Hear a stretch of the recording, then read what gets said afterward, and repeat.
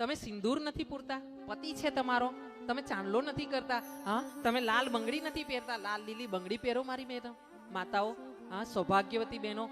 તમે સાડી છોડી, માથે ઓઢવાનું છોડ્યું, તમે ડ્રેસ પહેરવા માંડ્યા, કંઈ વાંધો નથી, પણ દુપટ્ટો તો રાખો મારી બહેનો. તમે લેંગીસ પહેરવા માંડી, હા. આ બધું હું બેન છું એટલે હું તમને કહીશ. તમે મને ગાળ દેવી હોય તો દઈ શકો, કારણ કે એવું છે કે જ્યાં સુધી હું લઉં નહીં ત્યાં સુધી મને આવવાનું નથી. હા, મેં હાથ કરીને આમ પ્રસાદ માંગ્યો હોય ને તો પ્રસાદ લીધો કહેવાય, પણ હું લેવાની નથી, એટલે તમને જ પાછું આવવાનું છે. જે આનો વિરોધ કરો તો, હા, જે સમજો છો ને, આજ પછી ભૂલ થઈ તો થઈ, આજ પછી સુધાર કરો આપણા ઘરમાં. હા, બને ત્યાં સુધી આવા જગ્યાએ જઈએ આપણે સાડી પહેરીએ.